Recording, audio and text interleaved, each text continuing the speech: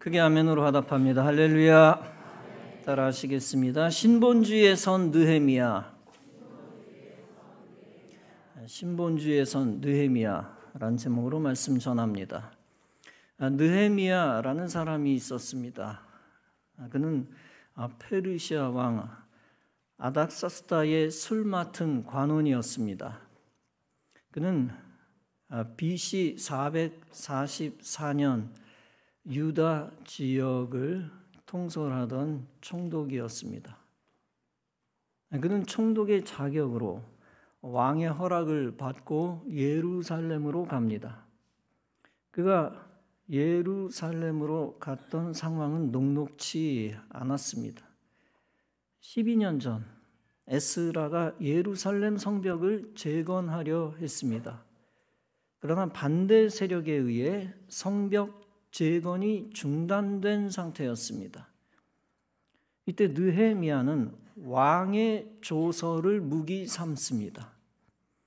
그것을 가지고 그는 예루살렘 성벽을 다시 건축하기 시작했습니다. 드디어 결국 52일 만에 성벽을 재건했습니다. 그런데 느헤미야가 잠시 페르시아를 다녀온 후 문제가 생깁니다.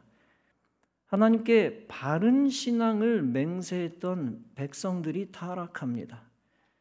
느헤미야는 다시 단호한 개혁 조치를 단행합니다. 그는 뒤로 물러서거나 포기하지 않습니다. 느헤미야는 추가적인 개혁 5가지를 시행합니다. 느헤미야는 백성들을 불러 모아 모세의 율법을 설교합니다. 그 설교 중에 암몬 사람과 모압 사람에 대해 규제하겠다고 알립니다. 본문은 말씀합니다. 그날 모세의 책을 낭독하여 백성에게 들렸는데 그 책에 기록하기를 암몬 사람과 모압 사람은 영원히 하나님의 총회에 들어오지 못하리라. 이렇게 느헤미야는 하나님 총회에서 암몬과 모압 사람을 배제합니다. 그 이유가 무엇입니까? 그것은 그들이 이스라엘의 가나안 땅 행진을 막았기 때문입니다. 본문은 말씀합니다. 이는 그들이 양식과 물로 이스라엘 자손을 영접하지 아니하고 도리어 발람에게 뇌물을 주어 저주하게 하였습니다. 그러나 우리 하나님이 그 저주를 돌이켜 복이 되게 하셨다 하였는지라. 백성들은 낭독한 율법의 말씀을 듣습니다. 본문은 백성들의 행동을 다음과 같이 설명합니다. 백성이 곧 섞인 무리를 이스라엘 가운데서 모두 분리하였느니라. 즉 그 자리에 참석한 백성들은 느헤미야의 지시대로 즉각 반응합니다. 그들은 섞인 무리를 회중으로부터 분리합니다. 여기서 섞인 무리는 누구입니까? 당시 유다인들과 함께 거주하는 주변 국가 사람들입니다. 그리고 이방인들과 결혼을 통해 태어난 사람들입니다. 이들은 영적으로 보면 하나님 말씀에 충실한 자들이 아니었습니다. 이들은 말씀에서 벗어나 사람의 소견대로 움직인 인본주의자들이었습니다. 그에 비해 느헤미야는 신본주의 신앙에 굳게 섰습니다. 그 신앙을 토대로 그는 성벽을 재건하고 공동체를 개혁했습니다. 그러면서 그는 백성 가운데서 인본주의자들을 분리해냈습니다. 그렇게 함으로써 이스라엘 공동체를 거룩하게 만들었습니다. 이후 느헤미야는 본격적으로 공동체를 개혁합니다. 느헤미야가 발견한 또 하나의 문제가 있었습니다. 그것은 대제사장 엘리야심이 성전을 오염시킨 것입니다. 당시 제사장 엘리야십이 도비야와 친밀한 관계를 맺었습니다. 다름 아니라 두 가문이 결혼 관계를 통해서 유대 관계를 맺었습니다. 그런 엘리야십은 도비야를 위해 성전 안에 큰 방을 마련합니다. 도비야는 암몬 사람인데 성벽 재건 공사를 방해한 대표적 인물입니다. 느헤미야가 잠시 페르시아로 돌아간 시간은 2-3년으로 추정됩니다. 느헤미야가 자리를 비운 사이 암몬 사람 도비야가 영적 사고를 칩니다. 도비아가 성전의 방, 즉 성전 곳간을 사적인 용도로 사용합니다. 이 방은 백성들이 바친 제물, 11조, 거제물들을 저장해 두는 장소입니다. 도비아는 상업적인 목적으로 이 방을 썼습니다. 엘리야십은 그를 통해 부당한 이득을 취했습니다. 느헤미야는 계속 개혁을 단행합니다. 제의 종사자들을 위해 처우 개선을 단행합니다. 그동안 11조가 제대로 거치지 않았습니다. 그로 인하여 레위인들이 생계 어려움을 겪고 흩어졌습니다. 성전 관리와 제사, 즉 예배가 소홀해졌습니다. 느헤미야는 지도자들을 꾸짖고 11조를 다시 수납했습니다. 느헤미야는 곧바로 조사에 착수합니다. 도비아가 어떻게 성전 곳간 안에서 그동안 거주할 수 있었는가입니다. 그 조사 결과 느헤미야가 알게 된 것이 있습니다. 도비아가 성전에 거주해야 할 종사자들 대신 성전을 차지했다는 것입니다. 결국 백성들이 레위인들에게 돌아갈 11조와 거제물들을 내지 않았습니다. 그러다 보니 성전 곳간이 비었습니다. 성전 곳간이 비니 성전 종사자들이 성전 안에 버틸 수가 없습니다.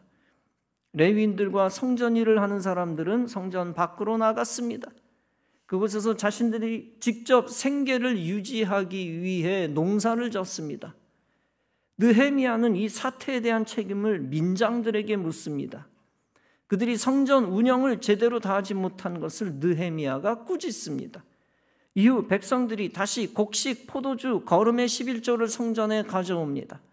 이로써 성전의 곳간이 다시 채워지게 됩니다. 느헤미야는 11조에 대한 규정을 특별히 강조합니다. 그 이유는 예루살렘 성전 제의를 올바로 시행하기 위해서였습니다. 그를 위해 느헤미야는 레위인을 비롯한 제2 종사자를 살립니다. 느헤미야는 4사람을 지명합니다. 그리고 그들로 하여금 백성들이 내는 11조를 감독하게 합니다. 느헤미야는 다양한 그룹의 사람들을 참여시켜 행정을 투명하게 합니다. 느헤미야가 이들을 세운 이유를 본장은 이렇게 말씀합니다. 그들이 충직한 자로 인정됨이더라. 느헤미야는 이렇게 말씀에 충직한 신본주의 일꾼들을 세웁니다. 끝으로 느헤미야는 기도하면서 이 문제를 하나님께 맡깁니다. 느헤미야의 하나님에 대한 사랑을 신본주의 신앙으로 드러냈습니다. 그 하나님의 사랑은 성전에 대한 관심으로 나타났습니다. 그리고 성전에 대한 관심은 하나님의 종들에 대한 배려로 표현되었습니다. 여기서 우리가 배우는 신앙적 교훈이 있습니다. 그것은 느헤미야의 거룩한 영적 전쟁입니다. 다름 아니라 대제사장 엘리야심과 도비아 같은 인본주의자들과의 전쟁입니다. 느헤미야는 하나님 중심주의 신앙으로 성벽을 재건했습니다. 또한 마찬가지로 하나님 말씀 중심으로 신앙 공동체를 개혁했습니다. 즉 신본주의 신앙으로 인본주의를 이스라엘에서 몰아냈습니다. 그렇게 함으로써 신본주의 이스라엘 공동체의 거룩성을 회복시켰습니다. 오늘날 우리 한국교회도 마찬가지입니다. 감리교 교단뿐 아니라 여러 교단 안에 인본주의가 많이 있습니다. 여러 종교 지도자들과 많은 교인들도 인본주의에 물들어 있습니다. 기독교 방송국도 마찬가지입니다. CBS 같은 기독교 방송국도 인본주의에 휘둘리고 있습니다. 다 그런 것은 아니지만 많은 인본주의 신학자와 목회자들을 출연시킵니다. 그들이 TV와 라디오에서 신본주의 목회자와 교회들을 비판하고 있습니다. 그리고 그것을 통해 구국 운동과 애국 운동을 폄하하고 있습니다. 이때 우리에게 필요한 것이 있습니다. 다름 아니라 느헤미야 같은 신본주의 중심의 종교 개혁입니다. 한국교회 내에서의 엘리야십과 도비아 같은 인본주의를 몰아내는 것입니다. 그럼으로써 한국교회들이 신본주의 신앙으로 더욱 하나가 되는 것입니다. 그렇다면 인본주의란 무엇입니까? 인본주의란 하나님의 말씀과 다른 목소리를 내는 사람의 사상입니다. 절대 진리는 우주 안에 존재하지 않는다라고 여기면서 다양성을 주장합니다. 진리는 상대적이다라고 주장하고 여기면서 모든 문화를 다 선하다고 여깁니다. 미개한 문화 자체는 없다고 여깁니다. 심지어 극단적인 학자는 식인 문화까지 포용해야 한다고 주장합니다. 따라서 미개한 문화가 없기 때문에 모든 미신들과 점쟁이 무당들을 다 포용합니다. 귀신 제사 문화와 이교 문화를 다 포용합니다. 구원의 가능성은 예수만이 아니라 여러 종교에도 있다고 주장합니다. 따라서 이슬람교, 불교도 힌두교도 다 구원이 있다고 주장합니다. 더 나아가 이단 기독교 종교도 다 포용해야 한다고 주장합니다. 그러다 보니 사이비 종교인 김일성 주체 사상도 포용하려 합니다. 인본주의자들은 절대법을 인정하지 않기 때문에 성소수자를 인정합니다. 그들은 극우 기독교 집단이 소수 약자를 억압하지 말라고 규탄합니다. 그러면서 기독교 좌파와 손잡고 시민활동을 활발히 합니다. 그 시민활동을 통해 낙태를 전면 허용하라고 외칩니다. 왜 기독교가 시민사회 단체들과 친구하지 않고 고집부리냐고 비난합니다. 그러면서 시민사회를 이용해 반성경적 악법을 통과시킵니다. 그 악법을 통해 병원에서는 사형수들에게 주입하는 주사를 태아에게 놓습니다. 그리고 태아를 분해해서 없애는 약물 생산과 보급을 합법적으로 장려합니다. 인본주의자들은 인간이 하나님의 형상대로 지음받았음을 인정하지 않습니다. 따라서 인간을 진화의 산물로 보며 털없는 원숭이로 보며 동물과 격을 같이 하려고 합니다. 당연히 창조론을 교과서에서 빼야 한다고 주장합니다. 더 나아가 창조 과학을 사이비 과학으로 매도합니다. 인본주의 진화론으로 인간이 하나님 지으신 피조물임을 인정하지 않습니다. 이 진화론에서 유물론이 나왔습니다. 그리고 이 유물론에서 공산주의가 나왔습니다. 많은 인본주의자들이 공산주의는 복지국가 이념이다 라고 미화합니다. 그러나 공산주의는 유물론에서 나왔기 때문에 성경을 증오합니다. 성경만 증오하는 것이 아니라 기독교 교회들을 증오하고 파괴합니다. 쉽게 말해서 아주 간단히 교회를 해체하기 위해 대형 교회들은 무조건 일단 악마화합니다. 악한 영은 악한 영으로 통하기 때문입니다. 따라서 신본주의 교회는 공산주의를 반대할 수밖에 없습니다. 주체사상 종교를 신봉하는 정치인들과 전쟁할 수밖에 없습니다. 그리고 공산주의 국가를 감싸는 정당과 권세 집단과 싸울 수밖에 없습니다. 그런데 공산주의는 단순히 유물론이라 위험한 게 아닙니다. 공산주의의 본질은 악령이 지배하는 세상을 만드는 것입니다. 노동자의 천국을 만들겠다고 약속한 후 모든 자유와 토지를 빼앗습니다. 반드시 혁명을 위해 지식인들을 학살하고 무조건 그리스도인들을 숙청합니다. 따라서 공산주의는 사탄 숭배 사상입니다. 신본주의 기독교는 이런 인본주의 공산주의와 절대 타협할 수 없습니다. 그러나 인본주의자들은 자신들의 승리를 위해 교회에 요청을 합니다. 공산주의는 복지주의이기 때문에 기독교가 포용해야 한다는 요청입니다. 또한 정교 분리 원칙에 따라 교회는 정치에 관여하면 안 된다는 요청입니다. 여러분, 인본주의자들이 주장하는 정교 분리는 진리가 아닙니다. 진정한 신본주의 기독교인이라면 오히려 정교 일치를 주장해야 합니다. 한국 교회 안에서 잘못된 정교 분리 개념이 낳은 부작용이 무엇입니까? 그것은 교회에서 정치 이야기를 하지 말라는 주장입니다. 이것은 사악한 반기독교 정권이 등장하더라도 모른 척하라는 얘기입니다.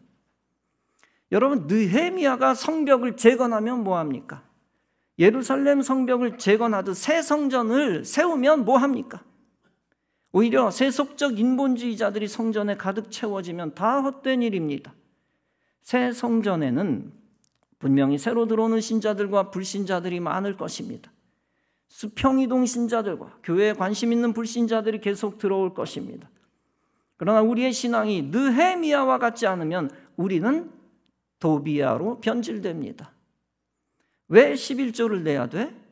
왜 주일 성수를 해야 돼? 왜 꼭 모여서 예배드려야 돼? 이렇게 우리가 변질되면 인본주의자들의 주장을 앵무새처럼 따라합니다. 신본주의로 견고히 서지 않으면 인본주의 무리들에 의해 믿음 떨어집니다. 그러면 하나님이 우리 교회에 주신 사명을 우리 교회가 이룰 수 없습니다. 근신하지 않으면, 시간이 지나면 우리는 저절로 시대의 정신에 사로잡힙니다. 인생, 육신 별 수 없습니다. 시대 정신에 사로잡힙니다. 다른 교회들도 다 중립을 지킨데 왜 우리가 인본주의와 싸워? 이런 소리들이 하나 둘씩 튀어 올라오면서 영적으로 무장해제합니다. 교인들의 사상이 마귀의 포용 논리로 서서히 물들어 버립니다. 성소수자도 포용해야 돼. 공산주의도 포용해야 돼. 진화론도 인정해야 돼. 종교다원주의자들처럼 다 품고 포용력이 있어야 돼. 이렇게 포용 논리로 마귀의 하수인 만들기 위한 전략에 넘어갑니다. 여러분, 우리가 새 성전으로 들어가기 위해서는 무엇을 해야 합니까? 바른 창조신앙, 신본주의, 느헤미야 신앙을 가지고 들어가야 합니다. 느헤미야 신앙으로 죄악을 이기고 새 성전에 들어갈 자격을 얻어야 합니다. 그리고 새 성전이 인본주의로 물들지 않도록 우리가 결심해야 합니다. 새 성전을 끝까지 신본주의 전초기지로 사수해야 되겠다는 결심입니다. 마귀는 신본주의 교회가 건축되지 못하도록 마지막 루즈타임까지 회방합니다. 그리고 건축이 완성되더라도 마귀는 포기하지 않습니다. 이제 평안해졌으니 종전을 선언하고 편안하게 신앙생활하자고 속삭입니다. 그러나 여러분, 사도 바울은 끝까지 교인들이 해이해지지 않게 단속합니다. 근신하라, 깨어라. 너희 대적 마귀가 우는 사자같이 두루다니며 삼킬 자를 찾나니 너희는 믿음을 굳게 하여 그를 대적하라. 여러분, 하나님이 왜 우리에게 기적같이 새 성전을 선물로 주셨습니까? 단순히 더 쾌적한 환경에서, 더 넓은 환경에서 그저 편안하게 신앙생활하라는 것이 아닙니다. 더 위치 좋은 곳에서 더 많은 성도들을 가진 큰 교회 되라는 것이 아닙니다. 이제 안정적인 교회에서 영적 전쟁을 멈추고 쉬라는 뜻이 아닙니다. 그동안 예관교회가 예배도 사수할 만큼 했으니,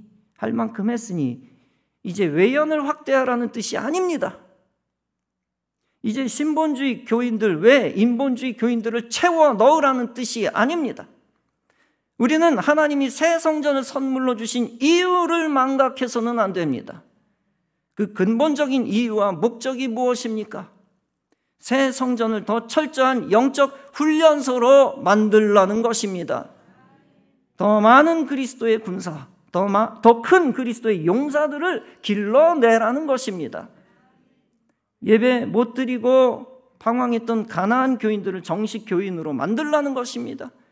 인본주의 정신으로 세상에서 방황했던 교인들을 다시 훈련시키라는 것입니다. 그렇게 하여 그들도 신본주의 교인들로 새 창조하라는 것입니다. 인본주의 목사가 이렇게 말하는 걸 들었습니다. 기독교인들이 그저 교회를 천국으로 가는 대기소로 여겨서는 안 된다. 기독교인들은 세상의 선한 일을 위해 교회를 터 삼아야 한다. 얼핏 들으면 천박하지 않고 꽤 고상한 말처럼 들립니다. 그러나 그들이 그렇게 거부하는 교회의 그 모습이 진짜 교회의 모습입니다. 실제 예수 그리스도의 피로 세워진 교회의 첫째 목적은 천국 맞습니다. 여러분, 기독교 왼쪽 그룹 목회자들의 위선을 간과해서는 안 됩니다. 천국을 위한 교회의 모습을 우스꽝스러운 모습으로 전락시키는 위선입니다. 그들은 교회의 근본 목적을 외면하고 탈종교화를 시도합니다. 기독교의 신앙의 옷을 벗기고 세속의 옷으로 단장을 시도합니다. 땅의 유토피아를 위해 교회가 세워진 것처럼 성도들을 호도합니다. 마치 교회가 선한 일과 구제를 하지 않아서 쇠퇴한 것처럼 왜곡시킵니다. 교회가 땅의 정의와 평화를 구현하지 않아 교세가 약해진 것처럼 속입니다. 교회가 정치에 관여하여 젊은이들이 떠난 것처럼 거짓말을 합니다. 아니, 그들 스스로 오판하여 스스로 속고 있습니다. 그러나 여러분, 교회가 쇠퇴한 것은 교회들의 믿음이 추락했기 때문입니다. 교회가 영적인 것, 하늘의 것 포기하고 인본주의를 추구했기 때문입니다. 저들 책임이죠. 교회가 예배를 사수하지 않고 예배의 가치를 우습게 보았기 때문입니다.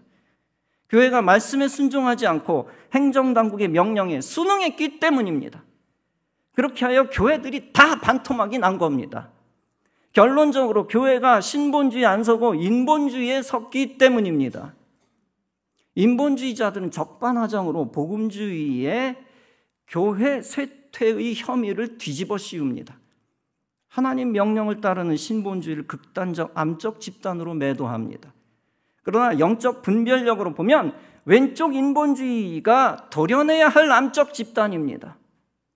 이 시대는 정말 강력한 영적 분별력이 필요합니다. 그 분별력이 없기 때문에 영적으로 이적 행위를 하는 것입니다. 그리고 자기 살까지 까먹고 후손까지 멸망시키는 것입니다. 여러분, 인간이 하나님의 뜻대로 살려면 첫째, 하나님의 말씀을 알아야 합니다. 그리고 둘째, 사탄의 계략도 알아야 합니다. 사탄은 이 나라를 무너뜨리기 위해 차별금지법을 내세웁니다. 그리고 그 법을 통과시키기 위해 인본주의자들을 기독교 안에 퍼뜨립니다. 기독교인들은 당연히 차별금지법을 막기 위해 목숨을 걸어야 합니다. 그 법이 통과되면 장차 영혼 구원하거나 전도하면 법정에 구속됩니다. 그런데 인본주의 신학자들은 차별금지법을 지지합니다. 그들은 성소수자들을 기독교가 품어야 한다고 헛소리하기 때문입니다. 영혼 구원이나 교회 부흥에 관심이 없고 다른 데 관심이 있기 때문입니다. 기독교의 인간화, 또 종교나 신앙의 사회화에만 관심이 있기 때문입니다. 따라서 기독교 윤리, 사회실천 타령만 하며 복음의 공공성 논리만 내세웁니다. 따라서 여러분, 차별금지법을 지지하는 인본주의자는 기독교인이 아닙니다. 차별금지법을 통과시키려는 여성가족부 장관이 감리교 권사입니다. 종북과 주체 사상에 동조하는 총리가 안수 집사입니다. 여러분, 그들은 절대 권사나 안수 집사 자격이 없는 자이며 기독교인이 아닙니다. 그렇다면 일반인들, 교회 밖에 일반인들은 차별금지법이 통과돼도 문제가 없을까요? 일반인들은 차별금지법을 기독교 박해법 정도로만 여깁니다. 따라서 국민 5명 중 4명은 차별금지법을 막고자 하는 사명이 없습니다. 그러나 국민들도 그것을 막지 못하면 비참한 재앙이 옴을 알아야 합니다. 왜냐하면 차별금지법 안에는 또 다른 독소 조항이 숨어 있기 때문입니다. 그 조항은 공산주의 종북 사상도 차별하지 않게 되어 있기 때문입니다. 인본주의자들이 정치 중립을 위해 악용하는 성경 구절이 있습니다. 그것은 신명기 5장의 말씀입니다. 너희 하나님 여호와께서 너희에게 명령하신 대로 너희는 삼가 행하여 좌로나 우로나 치우치지 말고 너희 하나님 여호와께서 너희에게 명령하신 모든 도를 행하라. 어떻게 이 말씀을 그렇게 악용을 하는지 신앙도 중립으로 멈춰 세웁니다. 그러나 여러분, 이 말씀은 강력한 말씀입니다. 신본주의 믿음을 굳건하게 지키라는 말씀입니다. 결코 믿음 흔들리게 하지 말고 인간의 곁길로 가지 말라는 얘기입니다. 오직 올바르고 강직하게 하나님의 길만 따르라는 말씀입니다. 이 땅의 교인들의 30% 이상은 인본주의적 특성을 가졌습니다. 우리 교회는 예외겠지만 보통 얘기하는 얘기입니다. 30% 이상. 이때 목회자들이 교인 수 줄까 봐 그들의 눈치를 보고 침묵해서는 안 됩니다. 그러면 교인의 영혼도 죽고 교회도 죽고 기독교도 죽습니다. 기독교가 죽으면 나라와 백성들도 죽습니다. 수많은 교인들이 착각합니다. 자유와 인권은 인본주의를 따라야 실현될 수 있다라는 착각입니다. 그러나 하나님의 계명을 배반하고 인본주의를 따르면 어떻게 됩니까? 인간에게서 자유와 인권은 박탈당하고 마귀의 노예가 됩니다. 반대로 참된 자유와 인권은 신본주의를 따라야 실현될 수 있습니다. 하나님의 허락과 하나님의 축복 없이는 인간은 구원받을 수 없습니다. 또한 하나님의 은혜 없이는 인간은 영육 간의 자유를 얻을 수가 없습니다. 하나님 계명을 어기면 복지국가도 완성할 수 없습니다. 유럽 최고의 복지국가는 스웨덴이었습니다. 그러나 하나님과 교회를 떠난 나라는 쇠락합니다. 현재 도심 임대주택 대기가 20년이랍니다. 복지천국 스웨덴이 주거 지옥으로 바뀌었습니다. 청년 실업률은 EU 평균의 1.6배입니다. 선진국 중 병상 숫자는 꼴찌입니다. 하나님을 배반하는 인본주의는 나라조차 제대로 살릴 수 없습니다. 오직 하나님의 축복과 은혜를 통해서만 인간은 자유와 인권을 얻습니다. 오직 하나님의 계명에 순종한 후에만 인간은 천국 백성 됩니다. 하나님 계명에 순종하는 가정만이 행복한 가정이 됩니다. 시편 127편은 말씀합니다. 여호와께서 집을 세우지 아니하시면 세우는 자의 수고가 헛되며 여호와께서 성을 지키지 아니하시면 파수꾼의 깨어 있음이 헛되도다. 여기서 성이라고 하는 것은 스테이트, 국가를 의미하는 겁니다. 헛되도다. 이 땅에서도 하나님 중심의 나라가 되어야 참된 복지국가가 될 수 있습니다. 사랑하는 성도 여러분, 우리는 가나안 땅의 고지에 거의 다다랐습니다. 그런데 가나안에 입성했다고 영적으로 해이해지면 안 됩니다. 가나안 족속들의 영향을 받아 인본주의에 물들면 큰 위기가 옵니다. 오직 신본주의 신앙으로 끝까지 무장하여 가나안으로 진군해야 합니다. 그러면 약속의 축복을 선물로 주시는 하나님이 우리를 책임지실 것입니다. 가나안에서 새 성전을 통하여 하나님은 위대한 천국 역사를 이루실 것입니다. 이러한 거룩한 하나님의 계획을 신뢰하고 더욱 신본주의 신앙에 굳게 서시기 바랍니다.